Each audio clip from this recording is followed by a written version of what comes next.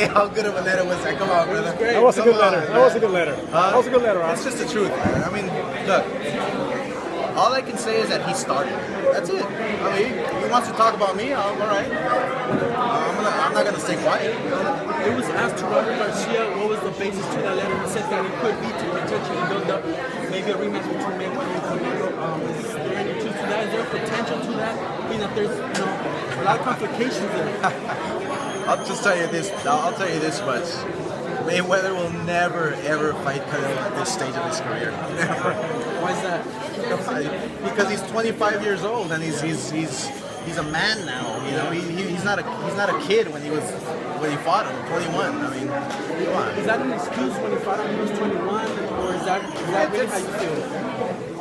Everybody knows, in the right mind, everybody knows that you don't fight the very best at 21 years old. You just don't. You just don't. You gain experience. But that's the whole story in itself. I mean, it's what happened there. You know, it's like, you know. I gotta ask you, Oscar, about Canelo Cotto next week. I know you made a bet with Jay-Z for $100,000 going to charity of your choice. Yeah. How confident are you in Canelo's abilities to overcome somebody as seasoned as Cotto? I don't want to lose $100,000. I mean, let's put it that way. But if I do, I mean, it's going to a good cause. But how confident are you in Canelo's abilities today? Look, I mean, we feel very confident on Canelo winning. I mean, just like Jay-Z and Rock Nation feel very confident in Cotto winning. All we know, it's going to be a great fight. I mean, these guys are in tip-top shape. You know, one thing about this fight, it's for pride, it's for honor, you know, and there's passion involved.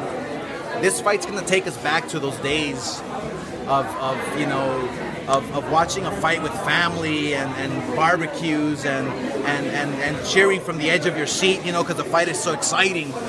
You're not just going to be watching a fight there and just like, no, you're going to see a fight. And that's what it's all about. Oscar, after the Cotto fight, do you see him moving back down to 154 since there will be titles vacant at 154? Or do you think he'll stay at 160? Yeah, well, we'll have to discuss it because he can make 154 easy. We found that out a few months ago. He was on a strict diet, and he made the weight easy with no problem. So we'll see how he feels. Oscar, who is the future of boxing? Thank you.